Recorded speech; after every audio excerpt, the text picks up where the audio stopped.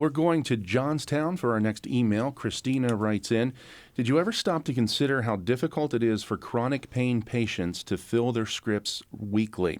These are people for whom just rolling over in bed can be agony. Getting to a pharmacy is an ordeal. They're already suffering, and you just make it worse. How do you justify doing this to them? Now, this, I am certain, refers to a bill that you signed last year, which limits the prescribing of opioids to 7 days by emergency room doctors. It sounds like what Christina's writing about is not necessarily about ER doctors, but about people who are suffering chronic pain and getting scripts on a regular basis. Is it possible that although that bill was intended for ER doctors, that maybe it's affecting other people? Yeah, first of all, Christine, I'm sorry that you're suffering the chronic pain that you are. That has to be a terrible thing.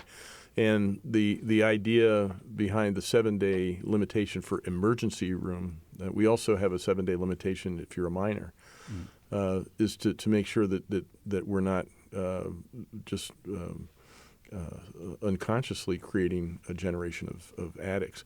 But at the same time, we recognize the need to balance the access for those who have chronic pain management needs.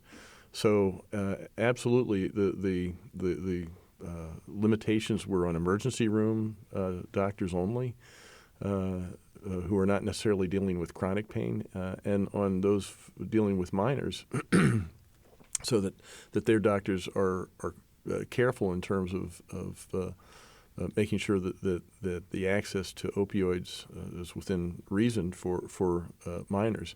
But for everybody else, there is no limit, and the medical profession has voluntarily worked out guidelines to help people throughout life have access to their pain management medicines while not suffering the devastating effects of substance use disorder and addiction. So, yeah, Christine, I'm sorry for what you're going through, but the legislation was never intended to limit doctors prescribing for people with chronic pain. So if that is coming from a GP or another doctor that you're dealing with, Christina, you should probably talk to that doctor. Yeah, tell them to look at the law again, because that law is just for emergency room physicians. One of the reasons I included this email, and it kind of struck a chord with me, was I try to avoid, no offense to the doctors out there, but I try to avoid going to the doctor at all costs. But, you go to the dentist for regular checkups and things like that. But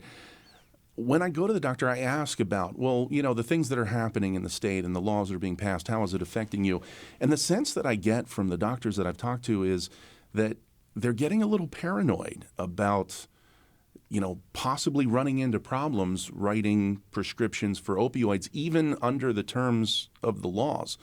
And it sounds to me like maybe that's what Christina ran into. Yeah, I don't know what I think. I think the goal is to make everybody more careful about these opiate-based pain medications. Really can do a lot of wonderful things for people who need to manage pain. But they also have some negative consequences if used the wrong way. And so everybody that, again, is trying to promote the legislation, and I think everybody in the medical community who wants to do the right thing by their patients they're trying to figure out how to make sure they're using these medications responsibly. And so, yeah, that puts it's something new. Deans of medical schools are saying we need to maybe enhance our curriculum so that doctors understand all the issues that they're going to have to deal with if one of their patients ends up taking opioids or potential issues. So yeah, it's complicated. Medicine is very complicated anyway, and these new medications have made life even more complicated, but have given them more resources to deal with the issues their patients are suffering. It's almost like there's some growing pains for doctors and patients getting used to these new laws and operating under this new reality that we now know. Right. Our final email. And by the way, this is not something that is the state has mandated.